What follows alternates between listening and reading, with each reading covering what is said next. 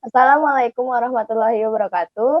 Kami dari kelompok 7 Ekofisiologi Tumbuhan akan mempresentasikan proposal penelitian kami yang berjudul Pengaruh Intensitas Cahaya terhadap Stomatal Density pada daun Hoya sp di kawasan PPKA Podogol, Sukabumi, Jawa Barat. Kami beranggotakan Lintang Aniditya Indraswari, Nur Hazizah, Matias Bagas Kurnianto, Julieta Angelina, Siti Nur Alfifah, Nada Syifa Zahra. Dan pembimbing kami yaitu Ibu Nailur Rahmi Aulia dan Ibu Supriyatin. Kami akan membahas tentang pendahuluan, kajian pustaka, metode penelitian, lalu yang terakhir ada daftar pustaka. Selanjutnya pendahuluan akan dipresentasikan oleh Saudari Lintang.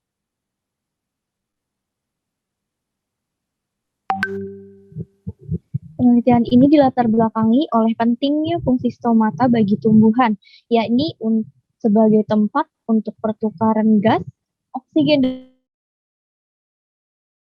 sebagai tempat untuk menyediakan tempat untuk transpirasi. Nah, stomata ini sangat dipengaruhi oleh faktor internal dan juga eksternal.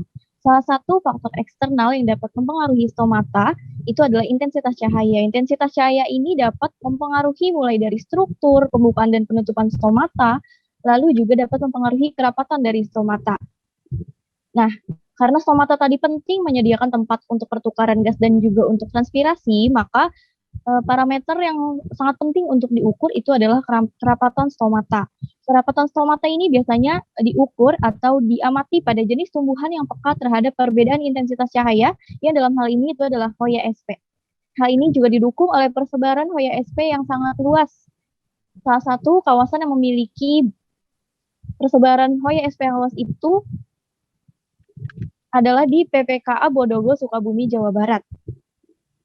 Penelitian ini juga dilatar belakangi dari adanya penelitian sebelumnya yang mengatakan bahwa terdapat perbedaan karakteristik morfologis antara Hoya yang tumbuh di tempat ternaungi dan juga yang tumbuh di tempat yang tidak ternaungi.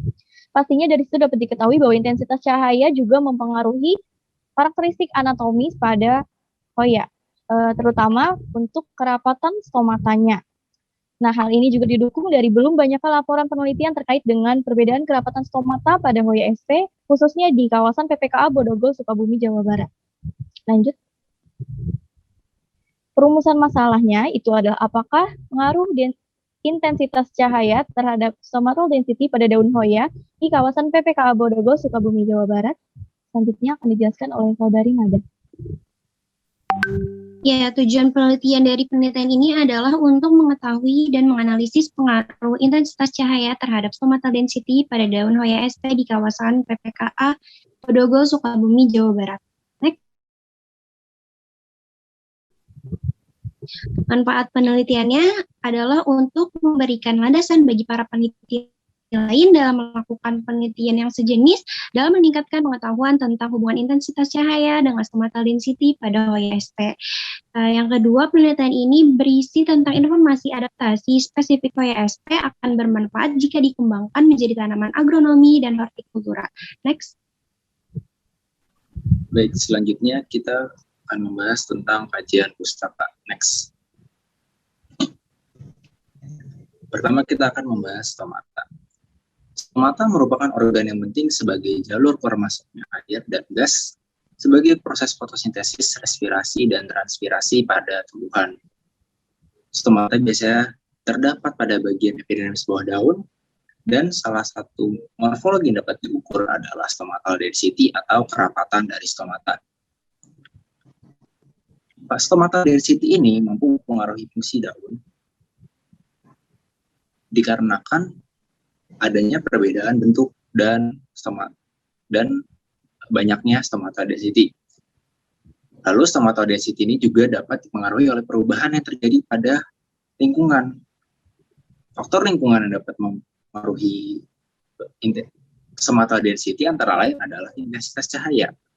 Seperti yang ada pada penelitian IDRIS tahun 2018 dan 2019, di mana daun yang memiliki atau terpapar cahaya dengan intensitas tinggi mampu memiliki stomatal density yang lebih tinggi dibandingkan daun yang terpapar oleh intensitas cahaya rendah.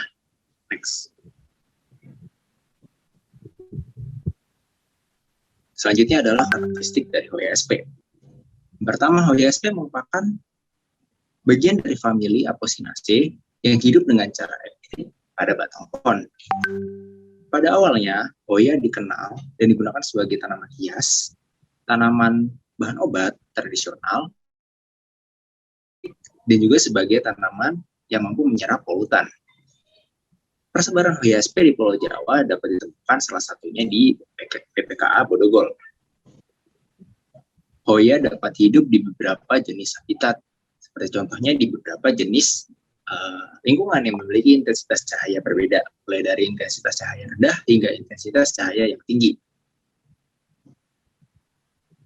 Pada penelitian yang dilakukan oleh Hafiz tahun 2013, ditemukan bahwa kerapatan stomata pada daun HOIA berkisar antara 51,6 hingga 157,2 stomata per milimeter persegi. Selanjutnya akan dijelaskan oleh Julieta. Lalu selanjutnya ada metode replika dan aplikasi Glama. Penentuan tutupan kanopi berdasarkan oleh area yang ternaungi atau shaded dan area yang tidak ternaungi atau unshaded menggunakan aplikasi Glama. Metode replika merupakan metode yang diterapkan untuk memeriksa stomata. Dapat digunakan untuk mengukur stomatal density tanpa merusak daun. Metode ini menggunakan pembuatan cetakan di atas permukaan daun dengan bantuan gambar di samping menunjukkan contoh-contoh tampilan dari aplikasi Glama. Metode penelitian.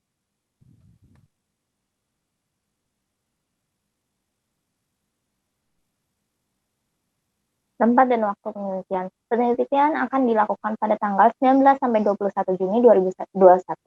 Lalu pengambilan sampel dilakukan pada pukul 10 sampai 14 WIB selama 3 hari. Tempatnya yaitu Pusat Pendidikan Konservasi Alam Bodogol atau PPKAB, Taman Nasional Gunung Gede Pangrango.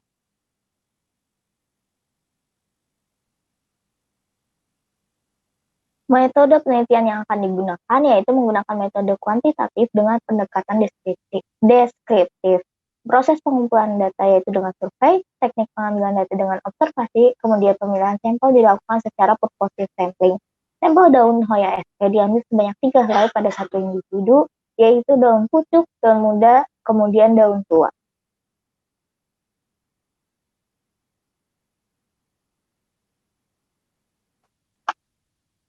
Pengambilan data untuk mengetahui densitas stomata menggunakan metode replika. Metode replika menggunakan cat kuku yang transparan, kemudian akan dilepas menggunakan selotip sehingga mendapatkan cetakan stomata. Lalu replika stomata yang telah didapat diamati dengan di bawah mikroskop cahaya dan dihitung densitas stomatanya. Perhitungan densitas stomata dengan rumus jumlah stomata per luas bidang kandang. Kemudian pengambilan data intensitas cahaya lux meter dilakukan setiap 15 menit selama penelitian. Selanjutnya, alat dan bahan yang digunakan dalam penelitian untuk alatnya sendiri adalah meter, aplikasi Glama, Physialis, mikroskop, penggaris, mikrometer, pressure preparat, dan cover glass. Ada kamera, spidol, dan juga ada alat tulis. Untuk bahan yang digunakan yaitu ada daun HOIA-SP, cat kuku bening, dan juga selotip. Next.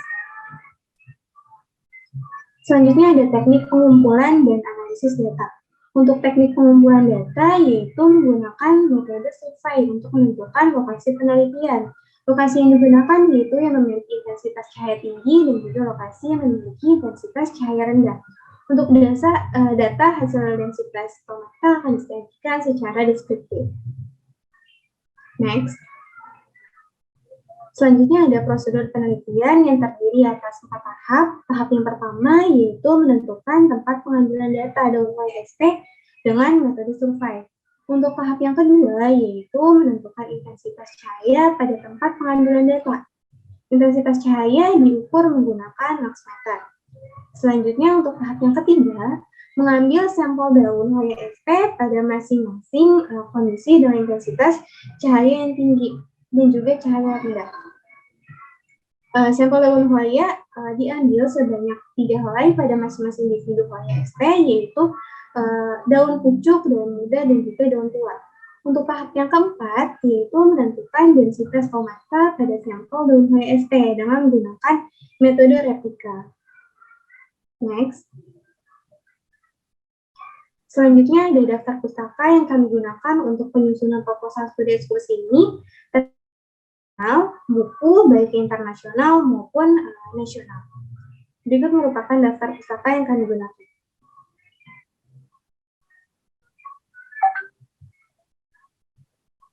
Sekian dari presentasi kelompok kami, kurang lebihnya mohon maaf. Terima kasih atas perhatiannya. Wassalamualaikum warahmatullahi wabarakatuh.